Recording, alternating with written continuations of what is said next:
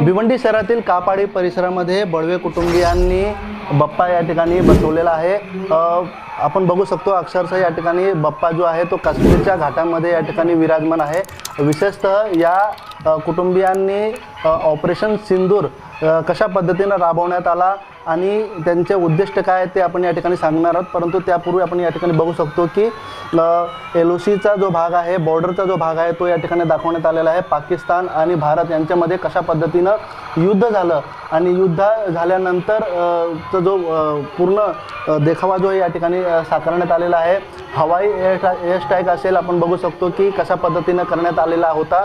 तो संपूर्ण क्षण जो आहे तो या ठिकाणी टिपण्याचा प्रयत्न करण्यात आलेला आहे। पहलगाम या ठिकाणी जो हल्ला झालेला होता त्या हल्ल्यामध्ये कशा पद्धतीनं आपले जे पर्यटक होते, भारतीय पर्यटकांना या ठिकाणी दहशतवाद्यांनी लक्ष्य केलेलं होतं आणि हे जे दहशतवादी आहेत ते पहलगामच्या त्या डोंगराळ भागातून कशा पद्धतीनं आले आणि त्यानंतर पर्यटकांना त्यांना लक्ष्य केला आणि तो संपूर्ण जो क्षण आहे तो दाखवण्याचा प्रयत्न या ठिकाणी बळवे कुटुंबियाच्या वतीने करण्यात आलेला। दरवर्षीप्रमाणे हे आमचं 71वां वर्ष आहे की आम्ही वेगवेगळे देखावे सादर करत आहोत। तर यावर्षी आम्ही ऑपरेशन सिंदूर हा देखावा सादर केला आहे।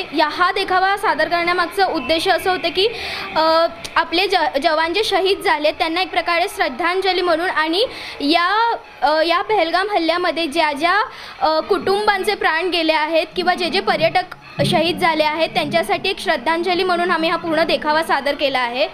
या देखाव्यामध्ये आम्ही पहलगामचा हल्ला, मिसाईल लॉन्चर किंवा मग जे काही एअर स्ट्राईक्स झाले ते सगळे दाखवले आहे। तसंच हिंदुस्थान आणि पाकिस्तानमध्ये जेवढं काही युद्ध झालं त्याचा एक देखावा, एक प्रसंग म्हणून आम्ही असं इथे एक सादर केलं आहे। ऑपरेशन सिंदूरच का निवडलं?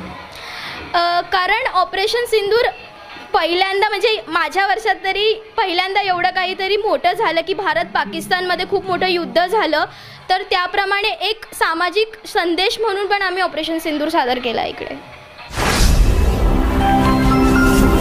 Speed news Bharat.